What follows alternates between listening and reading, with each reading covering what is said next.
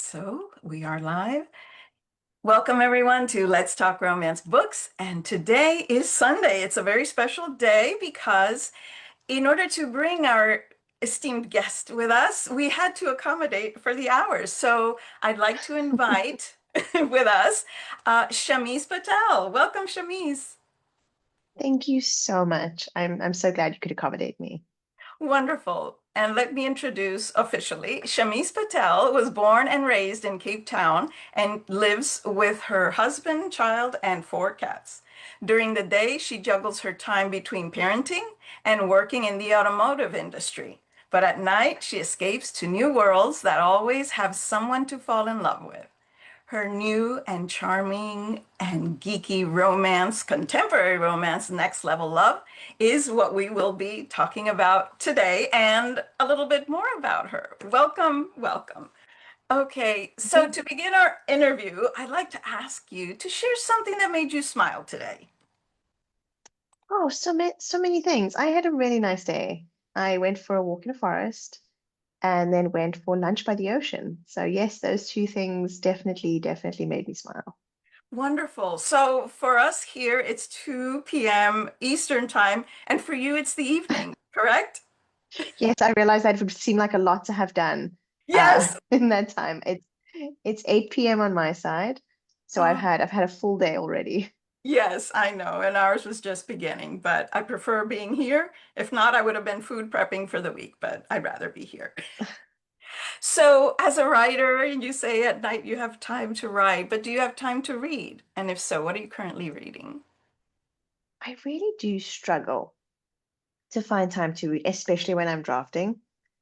So I generally read in between drafts, or I read via audiobooks, which have been a lifesaver in terms of catching up with my TBR. At the moment, I've just started, what was it? It was something that I was really enjoying.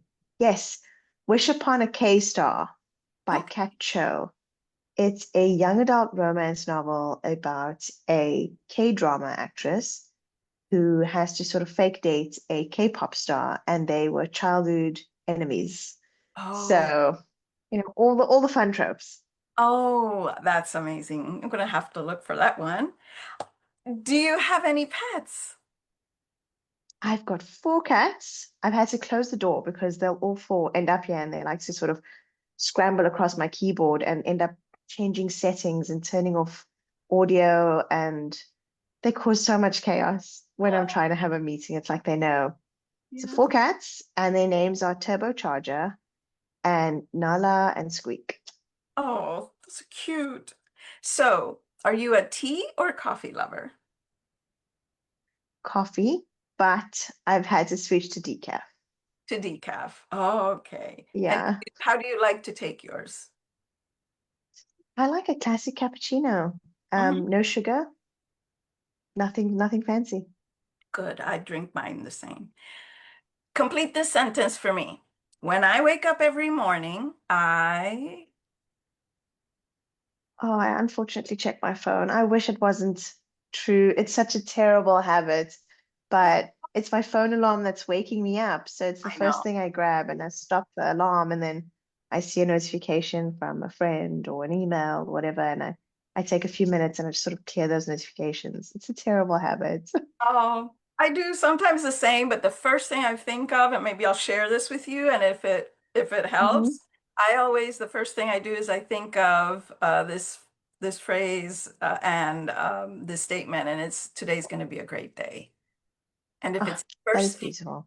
if you think of something, it's going to be a great day, it kind of like opens you up for Sets the tone for the day. yes, yes. I think I'll do that too. Yeah. So, name one thing on your bucket list. There are many things, but at the moment, I would say the biggest thing on my bucket list would be to see the Stray Kids live in concert. They Huh? are a K-pop band that I've been sort of following for the last year almost. And I was a huge concert goer um a few years back when Cape Town used to actually get concerts, which doesn't happen anymore, unfortunately. I think with the distance. A lot of artists just don't make it here. Yeah. So and I've seen all my favorites, which is truly a blessing, but not the new favorites. So Stray Ah, Kids 2027, maybe. okay. Well, that's good. How about weirdest or unique thing you own? On the same topic of concerts, I think it's a pretty good segue. Yes. I I was a huge Mika fan um, since I was a teenager. And he was also one of the artists that never made it to South Africa. And I didn't think he ever would. I mean, he's not very, very popular. And we had booked a trip to Turkey. And just at the same time of our trip, there was a coup. I don't know if you remember that time. There was a coup happening in Istanbul, and there was just a lot of chaos. It was a terror attack. It was all very worrisome, especially as somebody choosing to go there for a holiday. So while our flights couldn't be cancelled for refunds, they were allowing us to divert. And we diverted to Italy, where we happened to catch Mika's final concert for the summer. And because it was his final concert, his team let out this sort of competition where he would be meeting with 100 fans backstage after the show. And somehow I managed to win that. Oh, So the backstage pass that I still have is definitely one of, I would say, a unique and one of my favorite items and favorite memories. oh, that's wonderful, especially because it's so meaningful to you. That's It great. really is. Great. So, How about you? I keep thinking I want to know these answers about you as well. yes, yes, I will. We'll share some when we meet with the readers in the back, and Okay, just to know. awesome. So that's the beauty of being part of our community. So, do you have any hobbies or particular skills aside from reading and writing? Hmm, not not many, I don't think.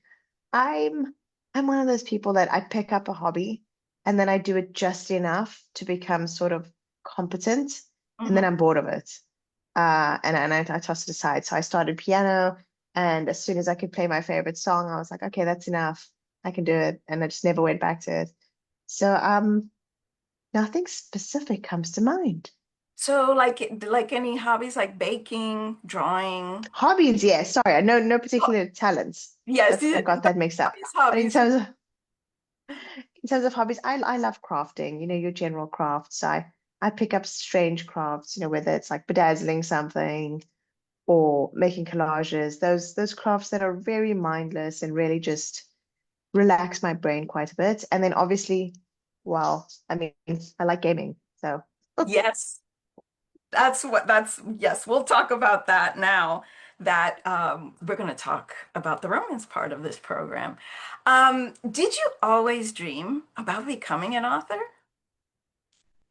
I did. I did. And I feel like a lot of authors can say that, which is very special. Yeah. Um, I often tell the story about how when I think I was around 10 years old, I had written a story called The Treasures of Zombie Island. And I was so very proud of it. I showed it to my parents, and they've always been very supportive and they loved it. And I've unfortunately lost the original manuscript, but I remember the story and I find it very amusing that there were no zombies involved. Um, Zombie Island. but yeah, Zombie Island, no zombies at all. It was mostly a Beauty and the Beast retelling, which I think says a lot about me as a person. Yeah. Uh, but yes, I knew back then that like writing stories was something I wanted to do. Oh, wonderful. And when did you start writing? So, why romance? So, you wrote Next Level Love, and I know, well, prior to sharing about that, like, why romance? And if you write other genres or subgenres? So I think going back to that Treasures of Zombie Island, the Beauty and the Yeah. Beast retelling really tells you everything you need to know about me. I think it was always going to be romance. Even if I tried writing something else, there's always going to be, at the very least, a very strong romantic subplot. And I'm the same when I'm consuming media. I read a lot of romance. And when I'm reading something that isn't romance, let's say an epic fantasy of sorts, there's always two characters that I'm kind of like, oh, I Want to? hope they fall in love. I really, really want them to fall in love. I'm that person that goes and checks if there's any fan art of those two characters, together or fanfic, because I so desperately want it, whether the writers want it or not. And I started writing romance just because I love it so much. Yeah. But at first it was a bit it took a bit longer to find an agent than I'd hoped. But I have since discovered that's the normal length. Yeah. And in that time, while querying, I wrote a fantasy trilogy, which I was too scared to send to agents because of how slow the process was with romance novels. And I went and sent them straight to a publisher that had an open window at the time. And they got picked up very quickly, which boosted my confidence enough to sort of really keep going with the romance. So, yes, I've got a fantasy trilogy published. I've got them here. I'll show you the Yes. first one. Show us. So, this is called The Last Feather. Beautiful. If you're into fantasy with a very strong romantic subplot, that's for you. Okay. And then I moved on and wrote my romance novels, and I love them all. Yes. Yes. And before Next Level Love, which did you have published?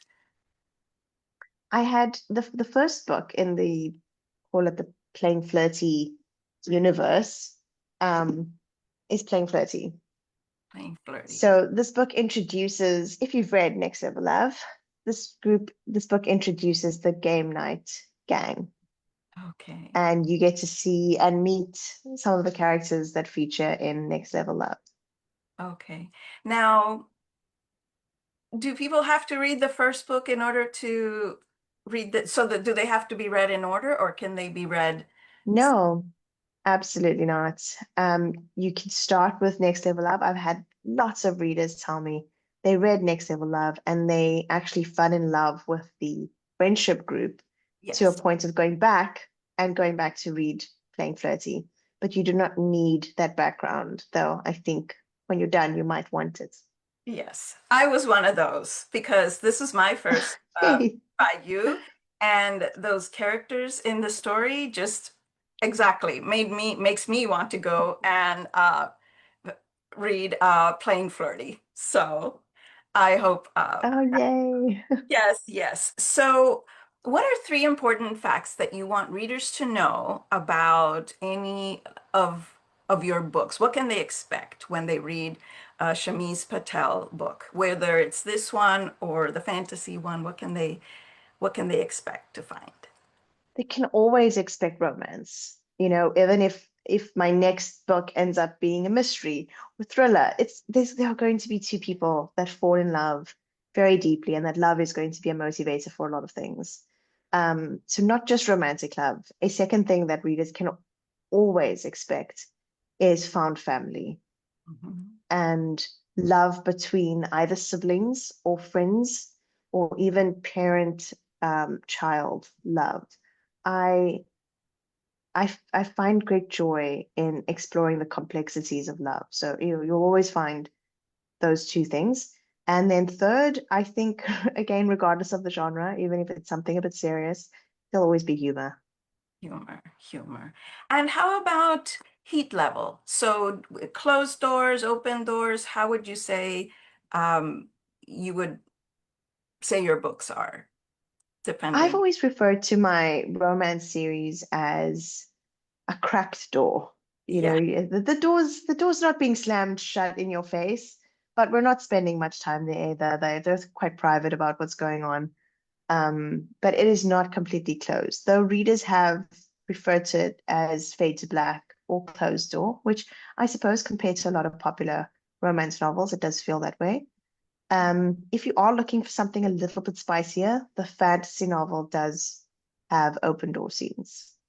Okay. So what inspired you to write the gaming series, The Next Level Love? I like gaming. I've always been sort of classified as a geek, I suppose. I love Comic-Con, I love anime, I love board games, I love all of those things. And I've not that I've been told directly, but it's always been sort of insinuated that we are supposed to outgrow these things. Mm. Adults shouldn't be playing games or watching cartoons. And you do get judged for these hobbies quite a bit. And I really, really wanted to write fully functional adults who still hold on to these things that bring them joy, because I think it's very important to find joy in your day to day and to not let anyone take that from you, especially if it's harmless fun. Yeah, yeah, that's true. Tell us a little bit about Lincoln and I want to call her Lizzie, but it's Elizabeth. Elizabeth. Yes, tell us Do a you want me little bit to, about them.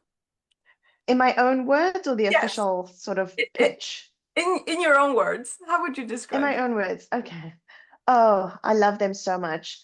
Lincoln Carden is an engineer who is ADHD riddled and he really struggles with social anxiety. So he prefers presenting a different version of himself online where he can think about every word that he's using and he can backspace and delete, and he's not faced with somebody who he has to make eye contact with and understand. And so he thrives in gaming chats. He becomes a lot more charming than he is in real life. And then there's Elizabeth, who is charming all the time. And she's exactly who she portrays herself to be online. And I really wanted to have fun with sort of a mistaken identity situation, a bit of a you've got mail-esque romance where they're Yeah, chatting online and falling in love online. And at the same time, they're being sort of forced together at work and they have no idea that they are so close already to each other. yeah, yes, yes. And they are just so great together. The chemistry. What are some tropes that you would say are in this story? I would say forced proximity, um, grumpy sunshine, workplace romance, I suppose. And then I call it URL to IRL. Yes. Okay. What do you hope or expect? What would you hope or want readers to gain or experience when they read Next Level Love or any of your books?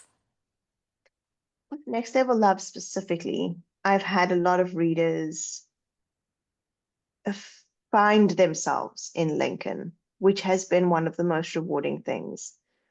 They felt seen for the first time. I've had readers reach out to say that it's brought them to tears, that the friendships that have built there have really resonated with readers. And there's some grief processing that happens in Next Level Love as well. So that is, with that book specifically, something that I hope my readers take away.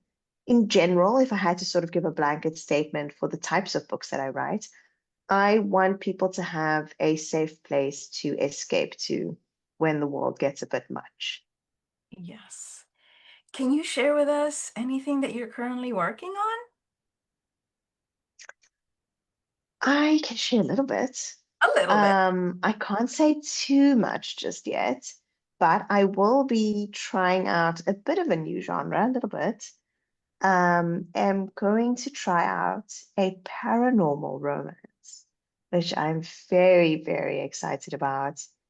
It is about as meta as I could be. And I can't say anything more than that, but That's all. it's leaning in completely into the cringe. We're going full cringe fest. We're gonna have fun with it and we're not taking ourselves seriously. Okay. Do you know around when it will be published? When we can expect it? It won't be this year, Okay. so 2027, hopefully. Wonderful. Now, where can readers follow or contact you? I'm almost everywhere as at Shameez Writes, which also is the domain for my website.